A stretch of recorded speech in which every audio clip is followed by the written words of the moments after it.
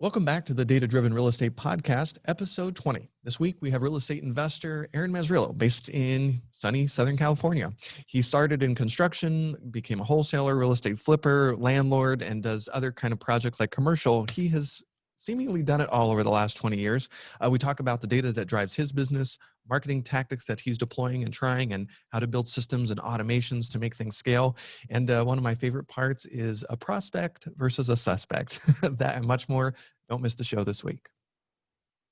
Hey, welcome to the Data Driven Real Estate Podcast, the podcast for real estate professionals dedicated to driving business using data. I'm Aaron Norris, and with co-host Sean O'Toole with PropertyRadar. And today we have got Aaron Mazzrillo. Aaron, how you doing? I'm doing great. Where are you parked today? At the beach or more inland Empire? My background is the beach. I actually took this photo, but I'm in the Inland Empire. It's where I am out here Monday through Thursday evenings, and then I'm at the beach Thursday night through Sunday night. Sometimes that bleeds over to Monday, depending on how I feel. But how good the surf is and the fishing? I don't surf anymore. I had a catastrophic surfing accident where I actually drowned and was drugged out of the water and resuscitated on the beach. Ended up in the hospital in the neurological ward and walked out of the hospital the next day. So I said, you know what? It was fun, but I'm over it. So you'll stick with the fishing. I find that surfing is more of a brutal full contact sport than kickboxing was. That's right. I forgot. You have a kickboxing background. Do you still practice? I don't, because now I have a pretty bad neck. I have some problems in my neck, so I don't anymore.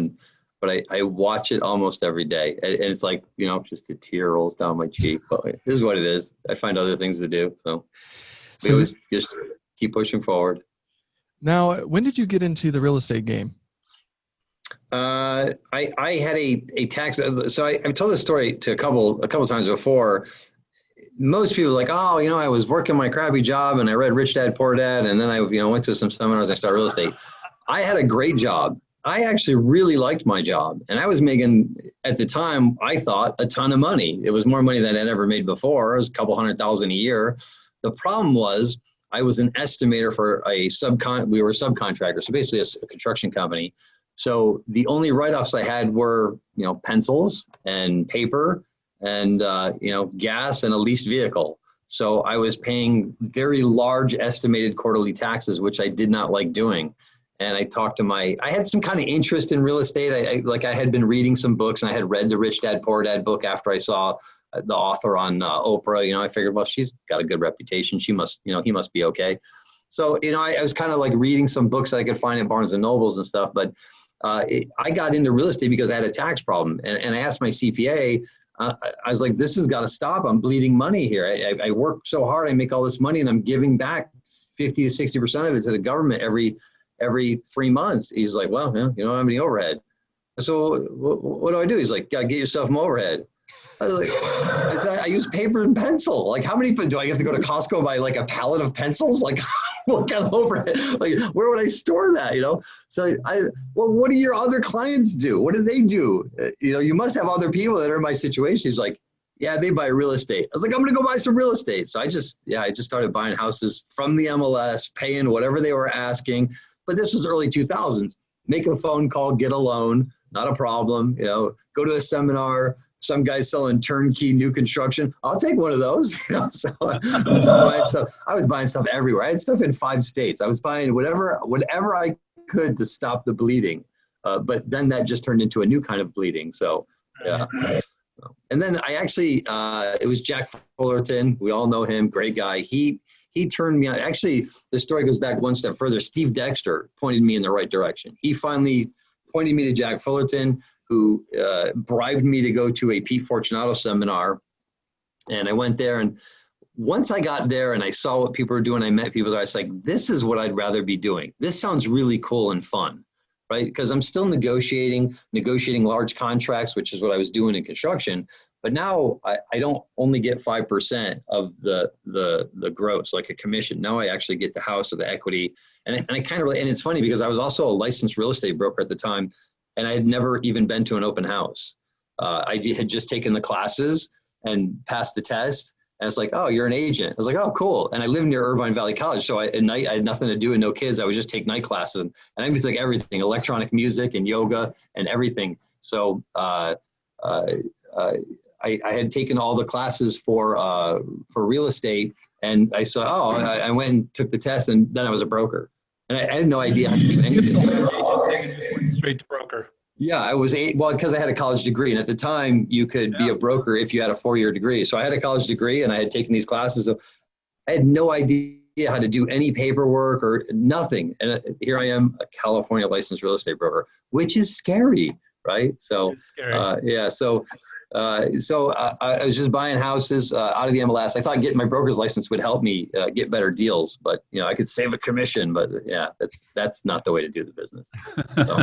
So I lost my train of thought a little bit. My assistant came in and was like, it's important. Like, nothing's important right now. Leave. So I don't remember where I started on that path, but I got distracted. So 05, 06 come around. Did you switch gears at all? Were you still buying out of the MLS? So I was 05 and 06. I was still, that's like my prime time of buying straight out of the MLS and paying retail and going to seminars and buying whatever people were selling as far as, we got houses here and houses there. I just didn't know any better. So Jack had sent me to Peter Fortunato. I liked what Pete taught. I wanted to learn more about that. I started to kind of get away from the MLS stuff, but I didn't know how to market. I didn't understand how to talk to sellers. So I started going to a local real estate landlord meeting that wasn't far from my office. And I would go in them. It was every Friday morning. It was a breakfast.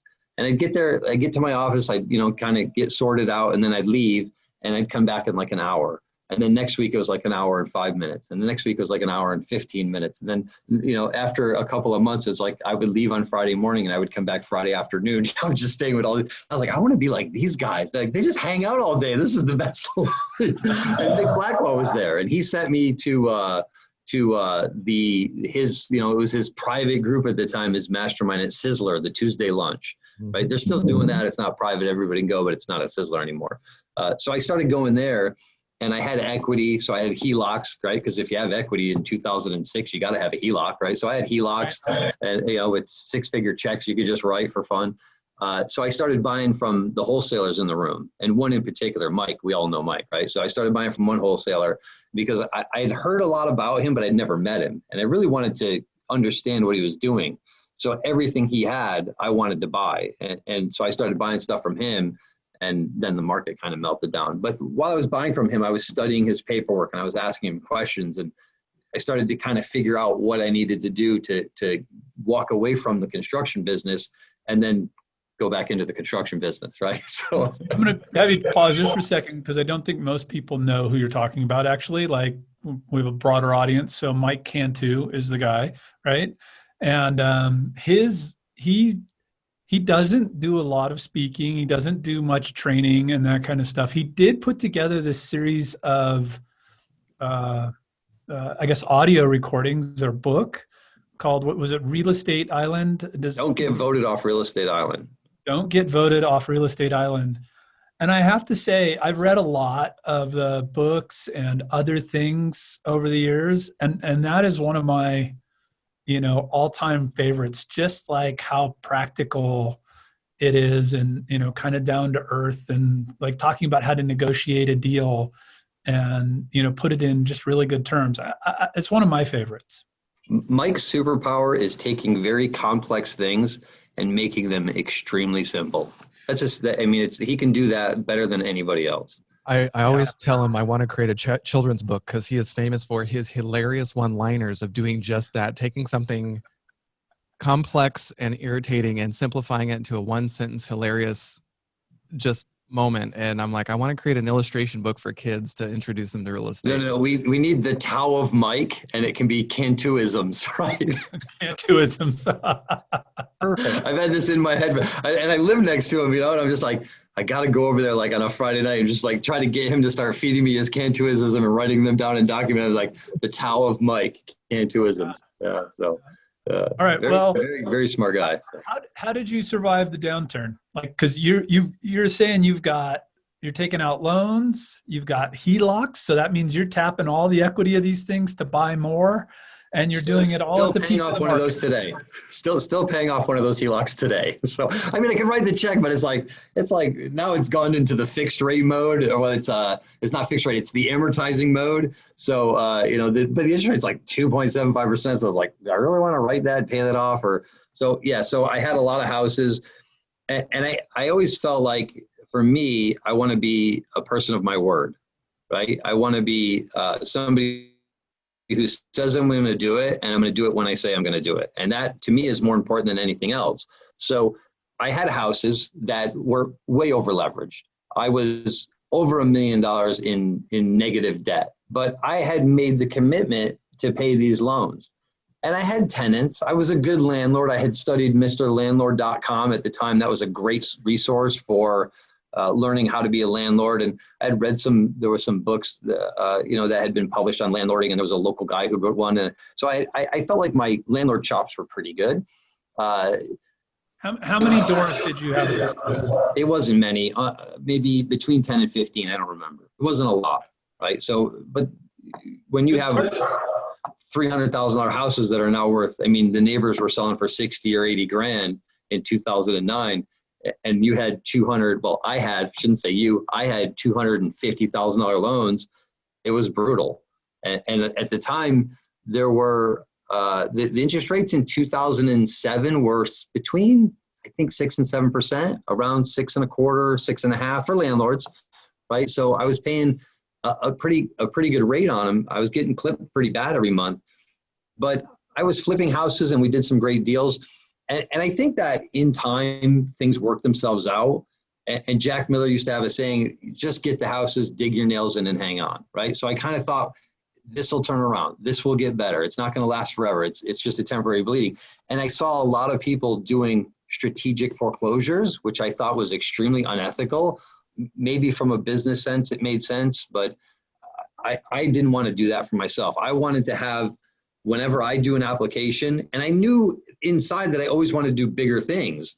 I wanted to get $3 million, $5 million, $10 million loans. And on those loan applications, I imagine there would be questions like, have you ever had a foreclosure? Have you ever had a bankruptcy? And I always wanted to say, no, I've never had that. That's never been a part of my business model. I've always stepped up and made my payments when I had a commitment. So I just kept working, flipping houses more in 2008 and 9, wholesaling more. And then, like I say, in time, things work themselves out. Suddenly I was getting like these FedEx packages unsolicited. And it's like, we have to refinance your house. And it was HARP. And I had all these houses were HARP loans. So they went from 6.5 or 6.25 to 30-year fixed at like 4.5. And suddenly they were all cash flowing like crazy. So yeah, so it was, if you dig your nails in and hang on, Jack Miller was right. Eventually things work themselves out. And I still have some of those houses today, and they're doing phenomenally well, and they're worth more than what they were worth back then. So it's all worked out. It's a small world. One of the things I like. Oh, go ahead, Aaron. It's a small world and people talk. I don't think some people really appreciate that, and that, your reputation means a lot in this business. So we've had a chance to work together over the last decade, and I really appreciated your perspective and your ethics and your honesty. So thank you for, playing that role in our industry. We need more of that. So sometimes I can be brutally honest, and that might show through on my Facebook profile, but I don't use that for business. It's more of entertainment, which is probably to my own detriment. We're definitely going to have you give up your Facebook profile so people can follow you, because it's a fun follow. I try to tell people, just remember, I'm laughing when I'm writing this. I'm not trying to insult you. Like, we just all can have a good time. So it's social media. It's not anti-social media. I'm not trying to be a jerk, but I'm Northeast. I'm from the Northeast. I'm New England. I'm from Massachusetts. We have a reputation back there. Sarcasm is how we communicate. So I apologize in advance. Your kickboxer background, I guess, makes you not afraid to put yourself right in the middle of things, like when riots were going on and you're standing out front with the baseball bat protecting your properties. Was maybe not with the baseball bat, but it felt like that. It wasn't a bat. It was actually okay. With something. Yeah, it was something, but it wasn't a bat. It was a little more effective than a bat, and I'm very well trained in using that tool. So yeah, I was definitely down in downtown Riverside protecting my property. You know, you can protest all you want, but don't destroy people's personal property. That's unacceptable in my opinion. Yeah, don't disagree. Okay, so we're getting through. You dug your nails in, hung on, and now you land in probably the greatest period of time to be a real estate investor of Hall history, which was, 2009 through 2012.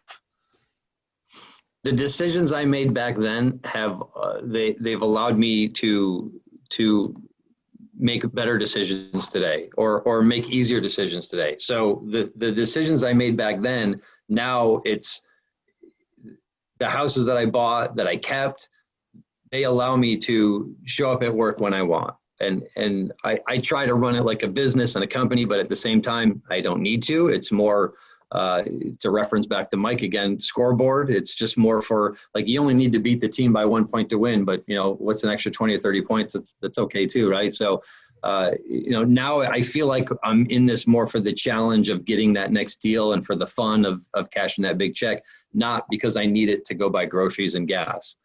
So, before we jump into what you're doing today, there's some bad feedback somewhere, sorry. Before we jump into what you're doing today, talk to us about that period from 2009 to 2012, what you did, how you put yourself in a position to take advantage of that, and put yourself in the position you are in now. Like, what was kind of the key to your success through that period? So I had a background in basically cold calling, doing sales calls, and I felt like I had some skills. I developed a skill set that it put me in a good position to transition into real estate and talking to sellers. And I was listening to, I don't even know if you'd call it a podcast back then. I was listening to like a weekly seminar where back then the gurus would do a recording, like a conference call, and then they'd mail it to everybody on a CD, right? So you're talking like Richard Roop, like I was in his club. So I'd get the CD, and I'm listening to it, and Ryan Scala's on there complaining that he has too many leads. I was like, what?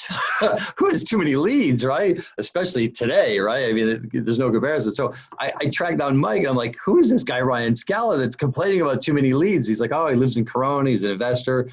So I got to meet this guy, and I got his phone number. And he had built, way ahead of his time, he had built an amazing CRM, and it did phenomenal mail tracking, and I'm sure he showed you his latest stuff. Yeah, Sean, that you've seen. I mean, he's a great coder, right? He's a great idea guy and a great coder. So he had built this amazing CRM, and he showed it to me. I'm like, I need to be on this. So he had all these leads. So I just started going through his leads and digging out the gold in there, and we started closing deals. And once we started closing deals, he's like, hey, you want to partner up and work full time? And I was like, yeah. So I'd actually drive to his house Monday through Friday and sit in his house, and we were sending mail, and we were going after REOs, but we were mostly focused on older absentee homeowners. That was really our target demographic. And we did pretty well back then. Probably my biggest regret was A, not keeping more houses, and B, wholesaling too many of the deals that we got. I wish we had flipped more because we left a lot of money on the table. So. Right. Yeah, that is the downside of wholesaling. It's an interesting thing. I find with investors, everybody looks at the cash, right? The total cash. And one of the things you need to think about too is if you have an available pool of capital, right? What really separates good investors from bad, and where wholesaling can actually be good, is your ROI is based on how well you keep that cash deployed, right? So if I've got $1 million, right, and I do a deal that makes, 10 grand, 1%, right? But I do that in a day, and I do 2 of those a week, my total return on capital over the year is going to be much better than somebody who did a deal that made 20% but took them a year. For sure. I like the snowball effect. So when I was in the construction business and doing estimating, I would get a deal and I'd be excited about it. And the guy he was kind of coaching me. He's like, well, listen, you got to keep working. and get the next deal and the next deal and keep lining them up because I know you sold this contract. So I was selling windows to multifamily builders. Well, they don't go out and build 300 units at once. They do it in phases. So it might take a year. So I would get a little bit of a check and a little bit of a check. And he's like, well, you have to get this snowball effect. So once you start that building your snowball, it's going to start throwing off more and more money, more consistently, faster, and then your income's going to exponentially go up. And so that's why I like the flipping business is that I always try to have stuff in escrow that I'm buying, at the same time stuff in escrow that I'm selling, and then a pile of inventory that we're rehabbing. So we always have stuff coming to escrow and build the snowball effect where you can consistently get these 5 or 6 figure checks on a weekly basis, on a monthly basis, or every 2 months if you don't have that much volume. But you leave half of that money at least on the table when you're wholesaling, unless you're an excellent buyer. For me, I always felt like wholesaling wasn't a business model. It was a way to dispo excess inventory. Right. So I think the number one thing people should focus on is raising private money, because that'll help you grow faster. If you have more money, that allows you to do more deals. So if you spend 1 or 2 hours a week focused on just like my Financial Friday, I'm going to work on my private money game. You raise private money, you get enough private money behind you. It allows you to work on that snowball to build up your inventory of flips. And then as you get more leads in and you run out of private money, I can wholesale those off. And that gives me the cash flow today to solve my immediate cash needs, but have these bigger checks in the works coming. So for me, that's the business model I like best. And I rarely wholesale anything anymore. And you do keep though as well. So how do you make that decision? Because that's one of the other things that's really hard, right? As a flipper, and okay, I'm going to make 30 grand on this deal today, or I can go rent it out and I'm going to make $200 a month or whatever. Like that's a pretty hard trade-off. So how do you decide what to keep, and how do you have the discipline to do that? 2 things. The first one, which my friend was high volume wholesaler here in California. He's doing a ton of deals, more than 100 deals a year. And he was just wholesaling. And one day I said to him, I says, that's a great house in a great neighborhood. Why are you going to wholesale that? He's like, dude, I'll make 40 grand on it. I was like, yeah, but if you keep it and rent it out, that 40 grand check is still there. It hasn't disappeared just because you rented the house out. Maybe you get a little less because you actually closed on it, you funded it, you did some work on it, you rented it out. But if you get the tenant out, and I mean, in this environment, that's a little more difficult, but pre-COVID, you could get the tenant out in 60 days or 30 days if they're less than a year, and maybe make more money on a full retail sale. So that kind of changes perception. He's like, man, I never really thought about that. It's, yeah, or you could sell it to another landlord who might pay more than the guy who wants to flip it because it's rent ready or it is rented out and there's a good tenant and they're paying market rent. There's a fellow investor landlord who might be interested in that. So I just think that mentality is knowing that check, just because you kept the house, that check hasn't gone away. And the flip side of that is coming from a high tax bracket and paying lots of taxes. I got into real estate to get out of the game of, taking money and then giving it back to the government. I wanted to keep as much money as possible. So you're basically doing enough flips to fund your operations and food and taking care of yourself. And any profits you generate above that, you leave them in the deals and keep them. Is that kind of a rough way to manage your taxes and income?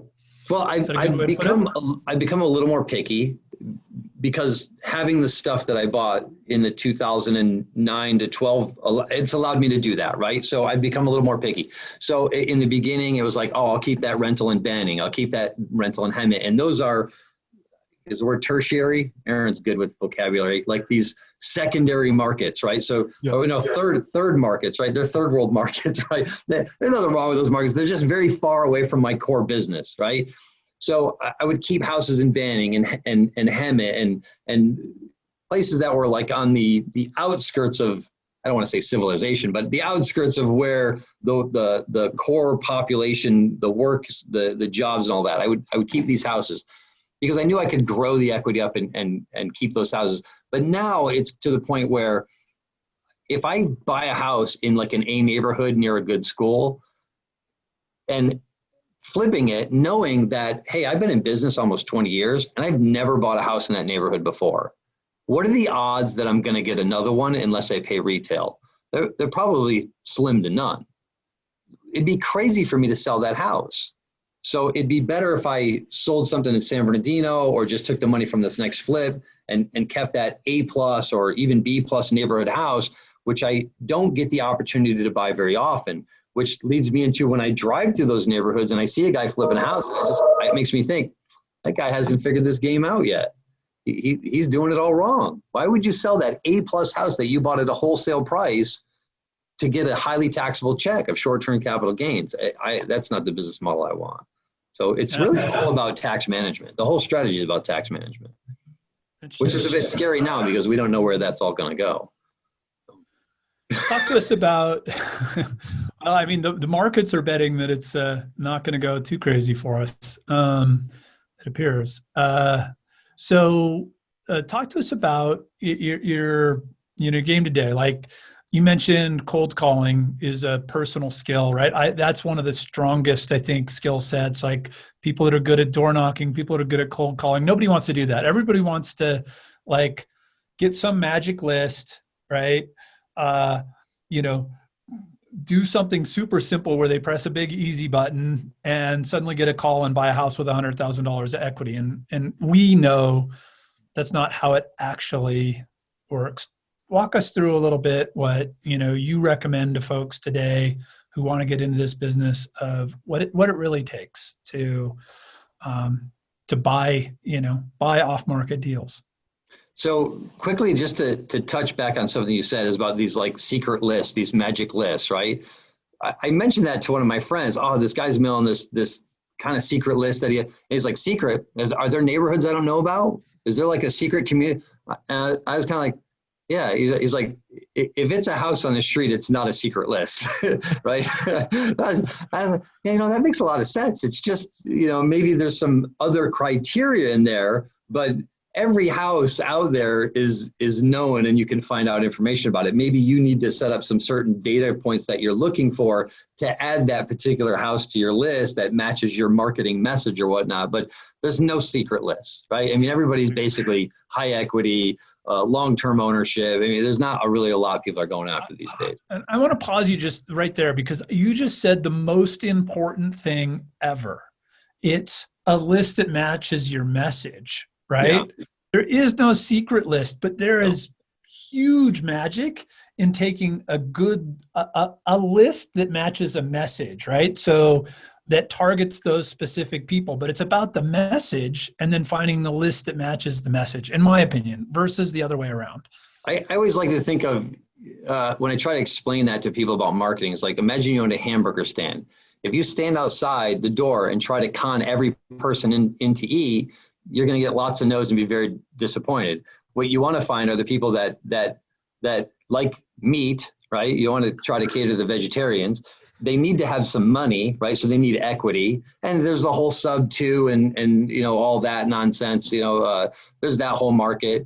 But generally speaking, they need to have some equity or some money, and then they need to be hungry. Right? You might have money and love hamburgers, but if you just ate, you're not coming in so you got the message, we sell hamburgers, and now I'm going to cater to those who are ready, willing, and able. They want to buy what I'm selling. They need what I'm selling, and they have the ability to take advantage of my services. So and I think there's a difference between the $2 hamburger joint and the $12, fancy burger joint too, right? And that's a different message to a different market.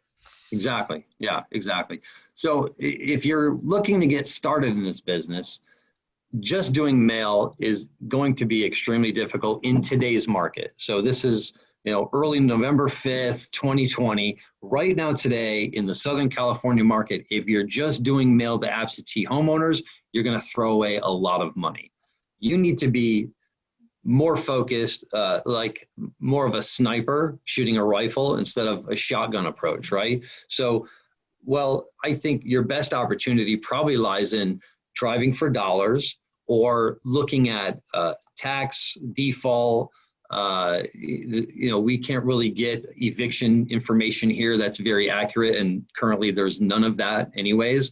So tax default, code enforcement, if you could get somebody who's on both of those lists, and then take it another step further. If you get somebody who's tax default, they got code enforcement issues, and they're a landlord who lives out of state, you got the magic. Yeah, you got the magic number. Are you getting letters on your houses in Florida, Aaron? No, I'm just kidding. Yes, I get text messages on all my rentals in Florida. But they're probably just pulling like an out-of-state owner list or something very generic, and then doing some broad. So we do texting here, and I mean you have to send a lot of text messages to find a good deal.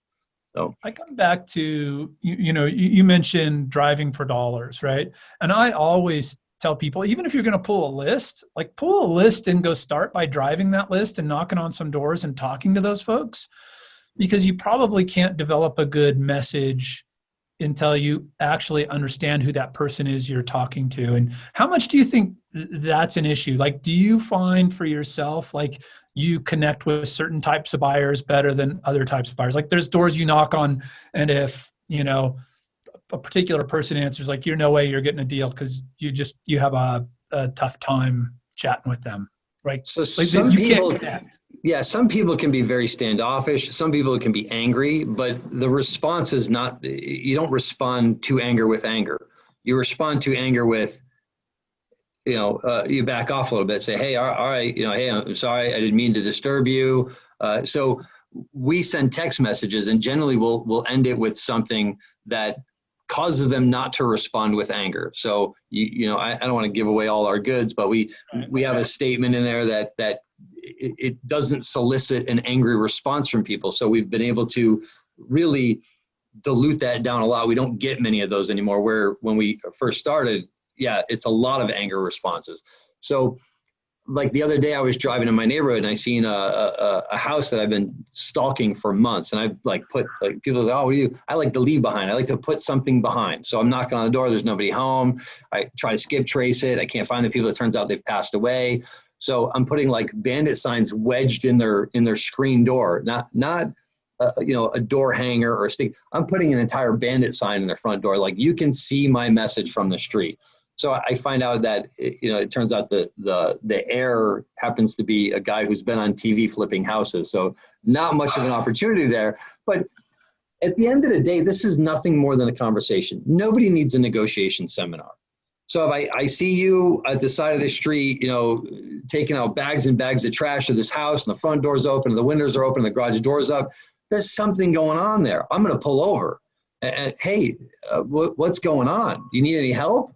Oh, no, I've already brought some value to the table. Hey, you need some help. I don't know what you're doing, but I'm going to ask you anyways. Well, I saw the house, you got all the doors and windows open. I mean, I'm thinking cats, lots of spilled beer or something, right? There's something smelly. Maybe somebody passed away. I don't know. So, hey, I just happen to be a local land. I always present myself as a local landlord. Hey, I'm just a local landlord. And, I love to buy rental houses, and it looks like you're having a problem here. What's going on? And so you just ask a conversation, and you try to get to what are the pain point? What's the actual issue that would cause these people to consider selling?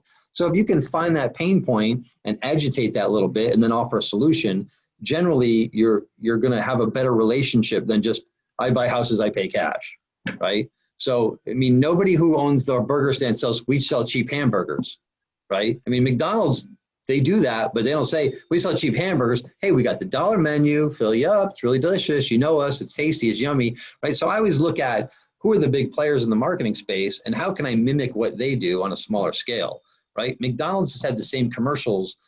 McDonald's has been advertising to their same core demographic, children, for 50 years or whatever, right? And they have, there's things in there that connect their message, right? So they always have the weird clown or the purple guy, or there's something in there, and the Whopper, or the Big Mac, or I don't know who sells. I don't even go to McDonald's. I don't know what they sell. Is that Whopper McDonald's? I don't want to throw in Burger King stuff here. But ultimately their goal is to just sell hamburgers, right? So I try to do the same stuff with my marketing. I don't say we pay cash, we buy houses. I say, hey, what's going on with your house? Is there something I can help you out with? I'm in the business of solving these problems, and maybe you could call me and we could talk about it. And then at the bottom, I have some kind of catchphrases that are consistent with all my marketing pieces, so it ties them all together. Say, oh, I remember that guy because he always puts that in there, right? So I think that's kind of the key to a successful marketing campaign is you can touch people 5 or 6 times, but if there's no connectivity between those touches, then it's like you got 5 or 6 different mailers. So. Great point. How many different channels are you focused on right now? So you said text. I've heard you say signs, direct mail, Facebook, PPC, driving for dollars, text messages, direct mail, and surprisingly, I bought more houses off wholesalers this year than any other source. Really? And most of those came from Instagram of all places. Get out of here. Really? Yeah, I buy a lot of houses off Instagram. It's very strange. You're not the first person I've heard that from. So interesting. Yeah. Okay. I'm going to have to look at your hashtag, sir. I just copy and paste other people, so I don't know. I'm not good at the hashtagging. Hey, if it works, who cares? Now, my Instagram is more business, so there's not a lot of jokes or anything like me picking up, whatever you want to call it, bullying people. It's more, I buy houses, this is what I do, walkthroughs of properties that I'm flipping, things like that. So, how important is the hyper-local angle? And I only bring this up because I owned a property that you were in the neighborhood. You had properties. It's a house. My only property I ever bought from Mike Cantu. It was my lesson house. I learned a lot of very painful lessons with the house, but you know the area. How focused are you on specific neighborhoods? A wholesaler called me today on a house that's like just on the other side of my hill here. And I was just like, I'm going to buy it and keep it. And what I pay for it is relevant. I was like, well, at this price point, I can still keep it and make it work. I'll pay more, but I don't want to because then I'll almost be forced to retail it. And I would hate to let that go. When I moved into this neighborhood, there's a country club at the top of the hill. And I remember sitting up there one day eating lunch and say, all right, my business model is to get 10 houses in this neighborhood and just rent them out and I'm good. And in 15 years, I've never bought another house in the neighborhood. And all of my friends have bought houses in the neighborhood.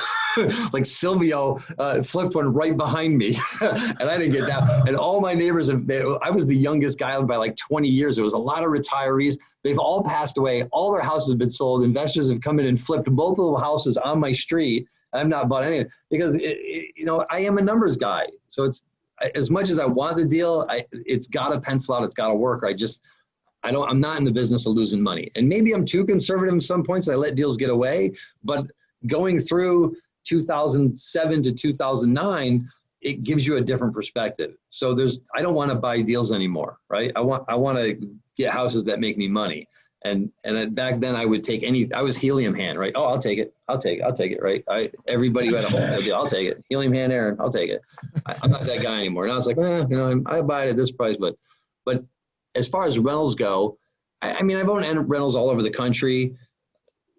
There were pros and cons to all of it, but ideally, I really like just being here because I have an assistant in my office and she deals with all the management. She can go in through annual walkthroughs. It's just a much easier business model when everything's local. And we just don't really we got some crazy laws in California that are quite anti-landlord. But if you play by the rules and you run a clean business, you don't have any issues. I've been to eviction court, 40, 50 times. I've never lost. I can knock on some, I hope this is real wood. Yeah. I've never lost an eviction. And 2 times I've had the judges, like one time the judge says, Mr. Mazzrillo, we need more people like you in this business. You provide affordable housing to people. California courts appreciate you and what you do. I was like, wow, that was cool. I never expected that. And another time, Get that in writing?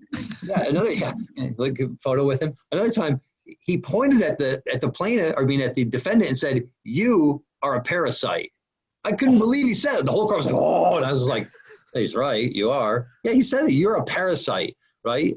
So they're not anti-landlord here. They're pro-landlord if you follow the rules that they've laid out. If you follow the rules, they're going to be on your side. And like I said, I've yet to go to court and have it not go my way. But we do the proper paperwork, correct filings, everything's in order, and there's always a legitimate reason. I want my tenants to stay and pay.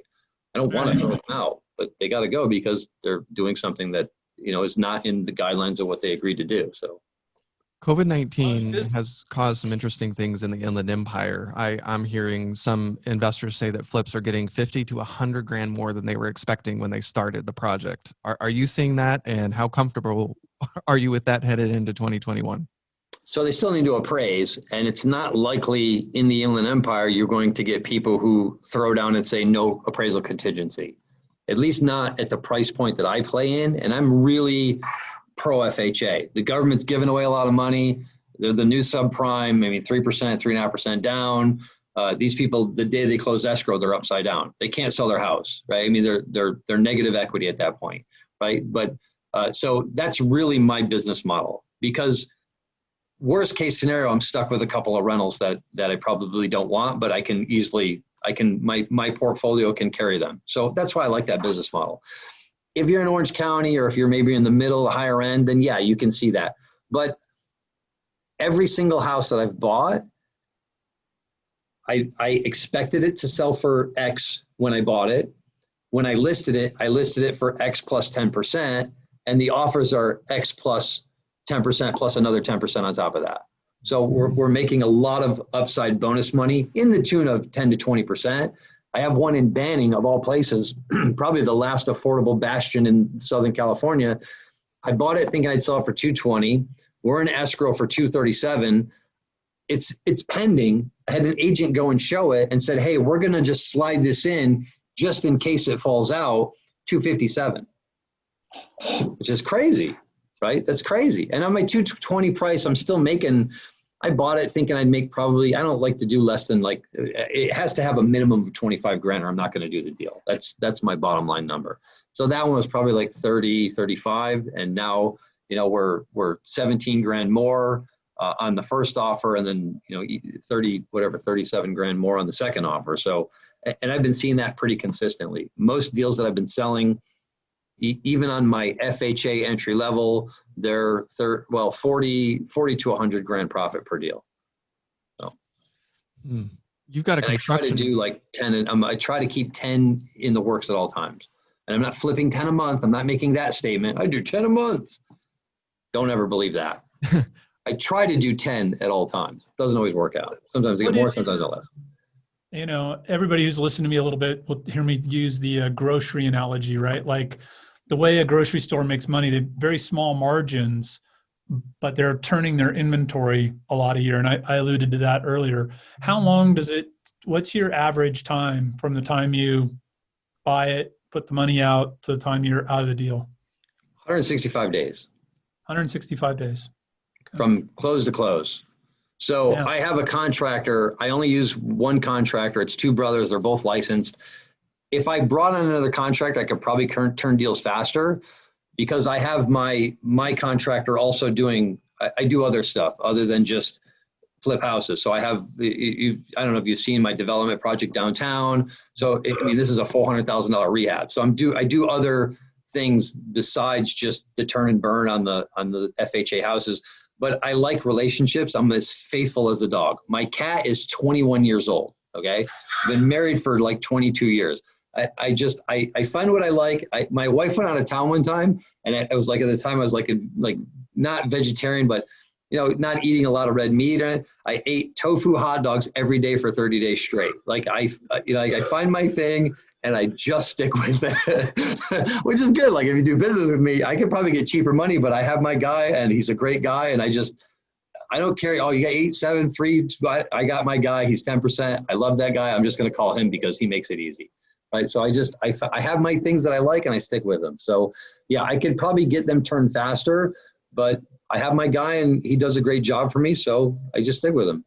It sounds like this happened for you naturally because it's your personality, right? But like one of the things that we see when we look at our customers who are really successful, right, is they put in place systems and repeatable processes. It sounds like that's just a natural thing for you. Is that something you focus on at all? Or, is that something you build into your businesses?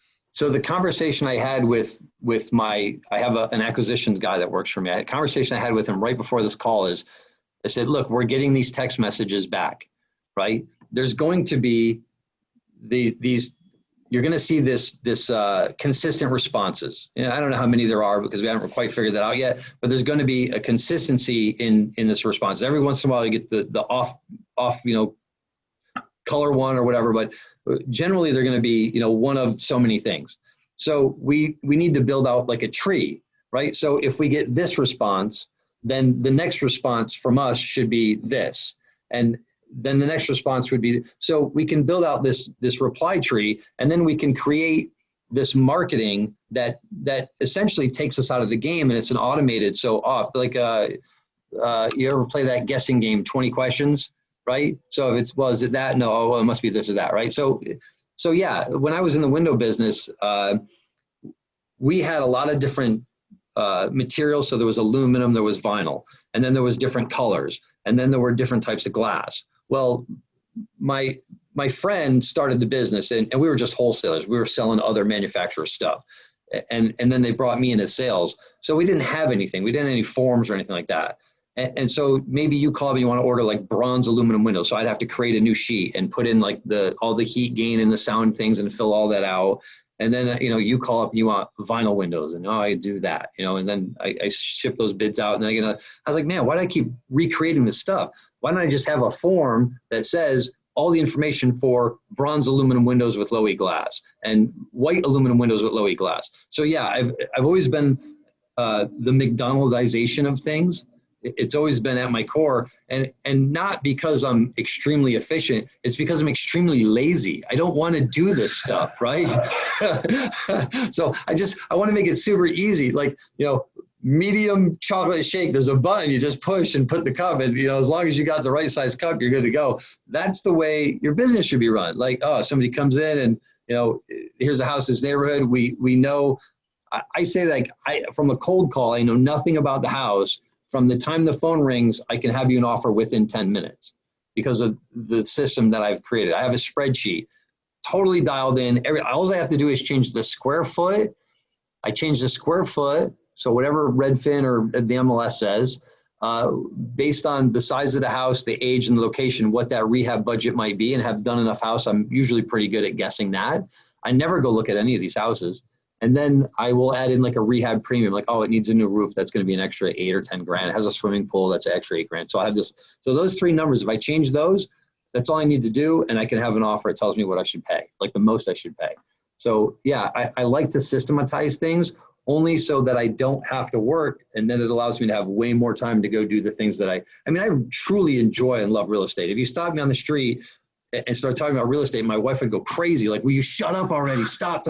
I can't stop talking about it. But I also like to do other things, and so if I can focus in and get this all dialed in and then go on with the rest of my day, that's great for me. You said you have it as an assistant, and I know you're a sales guy. How about the guys doing your rehabs? Do you have a technology stack to sort of keep on top of that, or do you let them handle that on their own? So my assistant does that. I'm not out picking colors and, taking Facebook photos or any of that. Once in a while, if I have to go for a walkthrough because I'm meeting an architect or there's a design change in the plans, then I will go and, opportunity presents itself. I'll take some photos and post them. Hey, here's some stuff that I'm doing. But yeah, we manage it all on Slack. So every channel is a property. And it's great because you can go to that one specific channel and get all the data, the entire history of that rehab. So the bids go in, all the photos go in, updates go in. My acquisition guy has to go. We try to get him out there once a week to walk all the jobs. My assistant will, at the beginning of every week, she's like, what did you get done last week? And what do you expect to get done this week? Right? So then we can check, well, all right, what happened here? Why did you not get the windows done? Or, well, we forgot to order them or whatnot. Right? We can kind of keep track of that. So yeah, everything's done on Slack, and I never go to the jobs. I try not to. I want to see them usually when they're done. I'll go out to do my agent's visual inspection because I am a broker and I do sell my own listings because it's extremely easy. It's one trip to the house, do the agent's visual walkthrough, and 20 to 30 minutes to do all the disclosures. And agents, you're paying people 2.5%, 3% for that. You're giving away way too much money. It's so easy to do this. So. It's a good thing you're after Patrick Ferry, who just covered that same sentiment. So yeah, there's no reason to be listing your in-house flips with an agent. Not going to happen. So I kind of want to talk about data. Data driven, we're such a data driven society now, right? We're like, so here's a great thing that I was thinking last night. I pull in I have the Starbucks app on my phone. Right? I don't know if Target has an app, but I have Google Maps on my phone. I have Facebook on my phone, right? So I pull in to the Starbucks parking lot, and I'm thinking, man, they know where I am, right? Somebody's tracking this and software's tracking this. Why am I not getting hit with a coupon? Hey, Aaron, we got a venti soy latte waiting for you, $5 instead of $5.50. Come get it right now. Oh yeah, I'll take that and walk in and grab my Starbucks.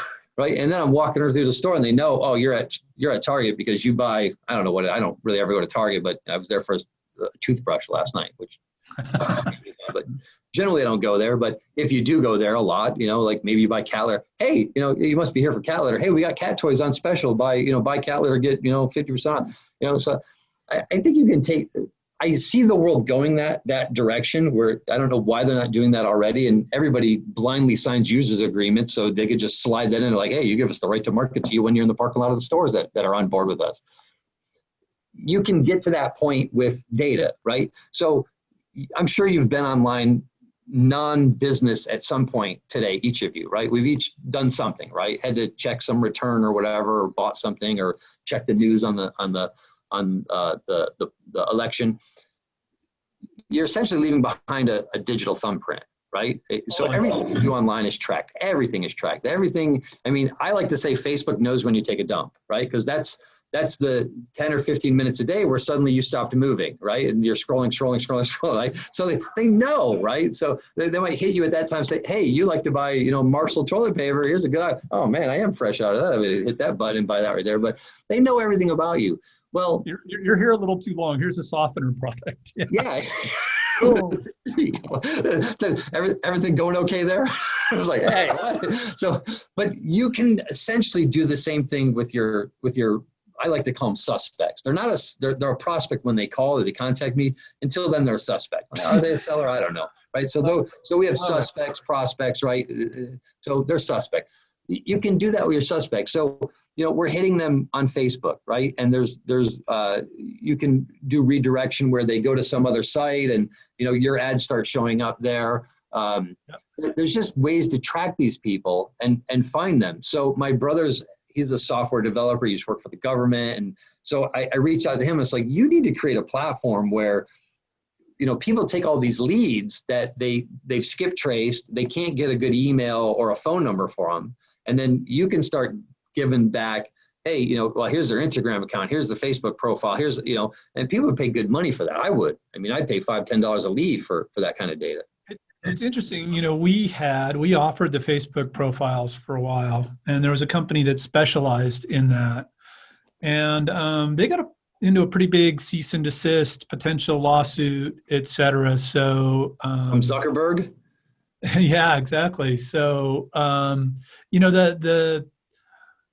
then, like Facebook's fairly easy to do the matching on, but they're pretty aggressive about it. Right. And we're seeing more and more laws like CCPA and the rest. So, for us, cause we're in that business of like helping you say, okay, I'm looking for these types of owners and I want to create a custom audience so that I can market to them online. Like that's a feature we have, but there's definitely a fine line, right? With CCPA, California just voted for CPRA, which kind of takes that up, adds some more requirements for privacy for companies like ours. It requires, we spent with CPA, well, I think the industry spent something like $50 billion to get ready for the CCPA and do not sell information. And I think most folks, the problem is everybody says they care about privacy, but people like you kind of said, they just click through on the agreements and they don't agree. Sure, whatever. Yeah. Everybody their information, right? And and so they don't take any actions to show they actually care about their privacy. It's like everybody, if you ask people, is your birth date private data? You go, yeah, it's private data. But then right on Facebook, people are saying, hey, happy 50th, right? And there's your birth date and there's how old you are, right? Like, so, and what's crazy about like that is, so we get these laws that say, okay, if you're a legitimate US business, you can't use that birthday that this person posted online for the world. But nothing's stopping North Korea or any company in any other country from using it and selling their goods online including you online or on the dark web, right? Because California, the US doesn't have control over those companies, and it's the internet. And we've decided we're not going to censor the internet. So nothing stops those companies from selling it to you here. And there's nothing those laws can do. So they're kind of just it's a tough problem. But so far, the privacy laws that we're seeing are just anti-US company, anti-US business laws, because they don't stop. When you post your stuff online, it's public. And so anyways, I totally agree with you. And, but it's not, we have hundreds of thousands of dollars invested into our privacy compliance, into our do not call compliance. We have large systems. We have dedicated people that if you say, do not sell my information, we're going to go research it and we're going to make sure we don't sell it. And we do compliance and there's audits, and like people don't understand, like, oh yeah, I'm just going to go skip trace. And like half the people selling this stuff aren't compliant with the law, and it's really hard. The one that provides me, I asked him, hey, do you have the DNC, the do not call? No, we don't offer that. Like, wait a minute, you're selling all this data. You have no idea what I'm going to do with it. And then you don't even filter out the litigators, like the people that are on the list. They're like, no, we don't do that. That's on you. Like, I don't know if that's right. We don't offer do not call, right? And but here's the thing, right? So you say, do we offer do not call? I can't offer do not call unless you pay for it. So it's actually illegal for me to provide you do not call unless you are a do not call subscriber as a marketer.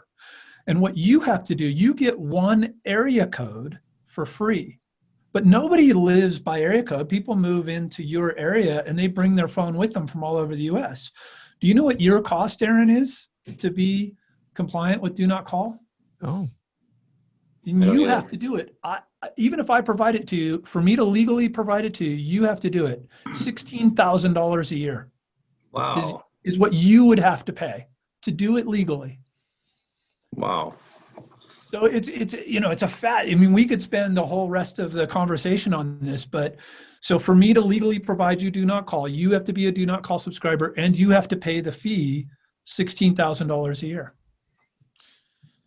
Oh man. Sorry, I didn't mean to blow your mind. We could talk about this topic all day. It's just amazing that they put these restrictions on you and then they make it very difficult to meet those restrictions. It's like we have speed limits, but also we sell our Ferraris. Like, wait, what? Yeah, there's Ferraris, and if you want a governor on it, so you're within the speed limit, you're gonna have to pay $16,000. Wait a minute, that doesn't make any sense.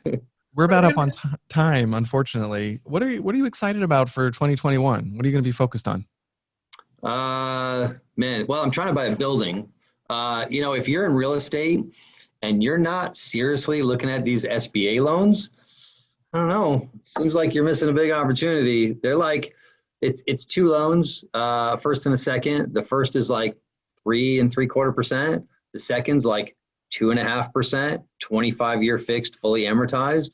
So if you're running a real estate office and you're renting space and you're not considering buying, you only have to occupy 51% of the space. If you're not considering buying your own building, I think you're missing out. So that's what I've been focused on. I've spent a lot of time door knocking building owners. As weird as that sounds, I've been doing that. I looked at a couple, one in downtown Riverside, another one over here near the 60 freeway. So I'm trying to find some legit office space to move my business into and capture one of those 25. And I'm not buying the office space so much as I'm trying to get $1 million at 2.5 or 2.25% for 25 years. I mean, it's a money play, right? Because the government's, I don't know how many trillions of dollars they're printing and just giving away. And I recently heard like these loans, anything under 50 grand that they gave out, they're going to forgive. I don't know if that's true or not, but I'm so glad I got some of that money. They're going to give it away, and that has to cause some inflationary reaction to the market, to the dollar, right? So if I can grab 7 figures at 2.25% and inflation is 3, 4, 5% a year, I'm way ahead of the game. So I'm focused on buying a building and doing more apartments. I hired an architect to do, I own a small building that I'm going to knock down and build, well, I don't know. They said 11 units, but I think it's too many. We'll probably go like 8. So, and then looking for more of those opportunities. I got another one that I'm looking at a little bit further east in the state of California, but just further east of my location that's on the market that looks like a good play as well. So, yeah. Mentone, Blythe? Not that far east. Not far east. I'm shopping as well right now for same thing, business for expansion for us in other areas. So and just for my personal portfolio. Yeah. Second look. I mean, they're giving away money. Why are you not taking it? So yeah. So it's all about capturing low cost money while they're giving away, because we're in a time where they're giving all the money away and nobody's taking it, but they all like, man, I can't wait to get back to 2009 number of prices on houses because they were giving away houses. It's like, well, the opportunity's here, but you're looking at the wrong thing. You're looking at $300,000 houses, expecting them to crash for I don't know what reason, so they can go back to 2009 prices, so you can take advantage of something that's not going to happen again. When the opportunity is not a house play, now it's a money play. So you should be focused on like, how can I capture more money, right? So I have a friend who's like, I haven't written an offer less than 10 million in like 18 months. I mean, he's buying big apartment buildings, and the rates on those just keep getting lower and lower. And he's like, man, these things just keep getting better and better. So that's all money plays right now. Grab the money. Awesome. Right. Well, this is fun.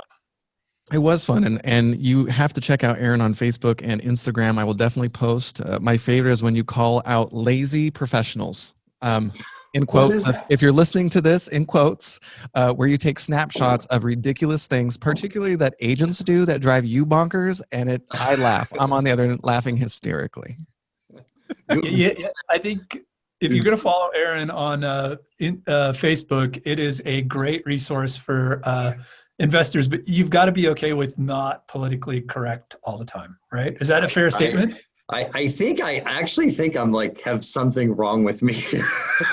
Like there's like some, like people like, you have no filter. I'm like, I don't even understand that. Like, so I just think like maybe genetically I have something that's slightly off where my, I look at everything as entertainment, and if you can't laugh at it, then why deal with it, right? So I will say though, I'm surprised, right? Because I think you've offended, you say things that I would think maybe people would take offense of on both sides. And, but you do it in such a way that I don't see a lot of blowback in your channel. So like, I think people realize you're saying it with a smile, even though, it is. So anyways, it's a fun follow. If you want followers, I assume you want followers. Yeah, why not? Come or go. I have this app on Facebook that tells you who's like removed you from their account every day. It's like, this guy's blocked you. I'm like, I don't know why. I wasn't trying to be mean. Just having a good time over here. So hey, it's one less holiday card you have to send. Yeah, if you want to. Where do they follow you? Where do people follow you? Where can they learn more about you? So I mean, there's only one Aaron Mazzrillo in the world. It's a very uncommon name. So that's me on Facebook, and I'm Aaron the House Buyer on Instagram. So that's the only social media accounts I have. I looked at TikTok, but man, that is just the garbage pit of humanity. I found no value in that at all. It was horrid. Yeah. If I had my daughter's 5, but if she were older, I would never let her have that on her phone. That is it's complete trash. So yeah, not on TikTok. I'm not going to be there. But Instagram, I like. Instagram's really good. It's really great for businesses too. Right? Aaron has no strong opinions. None at all. All right. Well, thanks for joining us today. This has been awesome. Hey, my pleasure. Always great talking to you guys. And hopefully I get up there and we can fish the Truckee one day. So come up anytime. I have space for you. And the Truckee River is just a couple blocks away, and there's lots of fishing. You're killing me. Yeah, no, you're welcome. Anytime. Really, seriously. Your app. Thank you so much. I make so much money off it every year. We use it constantly. So I appreciate you for putting that out there. It's like extremely valuable to my business. So awesome. Thank you, Aaron. Hey, have a great day, guys. All right. Bye. Thank you for listening to the Data Driven Real Estate Podcast. You can find show notes and links to some of the resources mentioned in the show at datadrivenrealestate.com. Click that Join the Community, and you'll be forwarded to the PropertyRadar community, where you can ask questions about the current show and even see upcoming guests and ask questions there. We'd love to engage with you in the community, so check it out. Please don't forget to like, favorite, subscribe, and share on your favorite platform where you're listening to the show. It helps us out a great deal. Thanks for listening, and we'll see you next week.